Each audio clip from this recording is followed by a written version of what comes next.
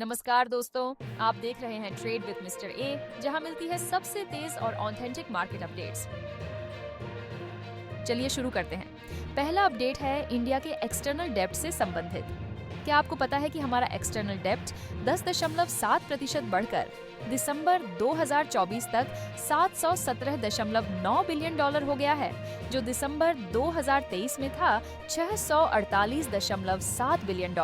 ये बढ़ोतरी एक इम्पॉर्टेंट सिग्नल है। आपके लिए इसका क्या मतलब है? एक और महत्वपूर्ण अपडेट आ रही है। व्हाइट हाउस ने ऐलान किया है कि राष्ट्रपति डोनाल्ड ट्रंप के रेसिप्रोकल टैरिफ्स आज बुधवार को तुरंत लगने वाले हैं। ये टैरिफ्स मुख्य रूप से इंपोर्ट्स पर लगेंगे। Karoline Leavitt, white house press सचिव, ने कहा है कि ये एक्सपेक्टेड था और अब ये इम्प्लीमेंटेशन हो रहा है। आपके हिसाब से क्या ये ट्रेड वॉर को एस्केलेट करेगा? इंडिया पर इसका कोई इफेक्ट होगा? कृपया कमेंट में अपनी राय जरूर बताएं। एक मेजर अपडेट है जो इंडिया और चाइना के ट्रेड को लेकर आई है। चाइना के इंडियन एम्बेसडर सू फेहोंग ने कहा है कि चाइना इंडिया के प्रोडक्ट्स को ज्यादा इंपोर्ट करने के लिए तैयार है। उन्होंने कहा, हम इंडिया के साथ प्रैक्टिकल कोलैबोरेशन को बढ़ाने के लिए रेडी हैं और जो इंडियन प्रोडक्ट्स चाइनीज मार्केट में अच्छे से फिट होते हैं, उन्हें हम ज्यादा इंपोर्ट करेंगे। अब ये स्टेप इंडिया के लिए कैसा होगा? क्या इससे हमारे बिजनेस को फायदा हो सकता है? आपको क्या लगता है? अपने थॉट्स हमें कमेंट्स में जरूर बताइए। चलिए अगली खबर पर नजर डालते हैं। कल से एनएसई और बीएसई ने एक नया सिस्टम इंप्लीमेंट किया है, जिसमें अगर किसी एक एक्सचेंज में मेजर आउटेज होता है तो दूसरा एक्सचेंज बैकअप के तौर पर ट्रेड करेगा। ये बैकअप कैश मार्केट सेगमेंट्स जैसे main board, SME board, equity derivatives और T+0 सिक्योरिटीज के लिए अवेलेबल होगा। लेकिन ये तभी होगा जब एक्सचेंजेस एक दूसरे को आउटेज की जानकारी पहले दे देंगे। क्या आपको लगता है ये स्टेप इंडियन स्टॉक मार्केट को और सिक्योर बनाएगा? आगे बढ़ने से पहले अगर आप अभी तक हमारे चैनल को सब्सक्राइब नहीं किए हैं तो जल्दी से सब्सक्राइब कर लें ताकि आप कोई भी अपडेट मिस न करें।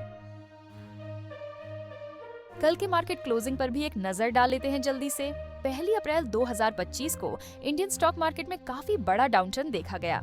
बीएसई सेंसेक्स ने 1.80% की गिरावट के साथ 76,024.55 पर क्लोज किया, जबकि निफ्टी 50 में भी 1.50% की गिरावट आई और यह 23,165.70 पर बंद हुआ। ये जो मार्केट फॉल हुआ उसका मेजर रीजन है इन्वेस्टर कंसर्न्स, जो यूएस प्रेसिडेंट डोनाल्ड ट्रंप के नए टैरिफ्स अनाउंसमेंट को लेकर चल रहे हैं। आईटी सेक्टर पर भी काफी नेगेटिव इम्पैक्ट देखा गया। इन्फोसिस और एचसीएल टेक जैसे मेजर स्टॉक्स में 2% तक की गिरावट देखने को मिली। वहीं फॉरेन इंस्टीट्यूशनल इन्वेस्टर्स अब भी नेट सेलर्स बने हुए हैं। कल उन्होंने 5,901 करोड़ रुपए वर्थ के शेयर्स ऑफलोड किए, लेकिन डोमेस्टिक इंस्टीट्यूशनल इन्वेस्टर्स ने 4,322 करोड़ रुपए की बाइंग की है। यह डाइवर्जेंस का मतलब क्या हो सकता है?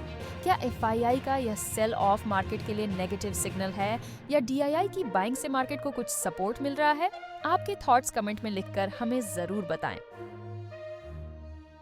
अब बात करते हैं जोमेटो की, जो अपने 600 कस्टमर सपोर्ट एसोसिएट्स को 1 साल के अंदर ही जॉब से निकाल चुका है। ये स्टेप जोमेटो ने तब लिया है जब कंपनी को अपने फूड डिलीवरी बिजनेस और ब्लिंकिट में काफी लॉसेस का सामना करना पड़ रहा है। जोमेटो अब एआई, आर्टिफिशियल इंटेलिजेंस का ज्यादा यूज कर रहा है अपने कस्टमर सपोर्ट को ऑटोमेट करने के लिए, ताकि उनकी कॉस्ट कटिंग हो सके। वहीं एक खबर स्विग्गी से भी है। स्विग्गी ने अपने टैक्स असेसमेंट के लिए 158 करोड़ का नोटिस रिसीव किया है इनकम टैक्स डिपार्टमेंट से। स्विग्गी पर चार्जेस हैं जैसे कैंसिलेशन चार्जेस जो मर्चेंट्स को पे किए गए और इनकम टैक्स रिफंड का इंटरेस्ट जो उन्होंने टैक्स के लिए ऑफर नहीं किया। ये स्विग्गी के लिए एक बड़ा सेटबैक हो सकता है। वहीं खबर है एम्बेक्योर फार्मास्यूटिकल्स के बारे में, जिनके शेयर आज 2% तक ऊपर गए हैं। एम्बेक्योर की सब्सिडियरी एम्बेकेटिक्स बायोफार्मास्यूटिकल्स ने Italian derma cosmetic company the YQO के साथ पार्टनरशिप साइन की है। इस पार्टनरशिप का उद्देश्य PRX प्लस प्रोडक्ट को इंडिया में इंपोर्ट करना है, जो स्किन टाइटनिंग के लिए यूज होता है। क्या आपको लगता है कि इस पार्टनरशिप से एम्बेक्योर को इंटरनेशनल मार्केट में फायदा होगा? क्या ये इंडियन फार्मा इंडस्ट्री के लिए एक नया मौका है? हमें अपने थॉट्स कमेंट्स में जरूर शेयर करें। तो दोस्तों, आज की मार्केट अपडेट यही थी। कैसी लगी आपको ये खबरें? अपनी राय कमेंट सेक्शन में लिखना न भूलिए।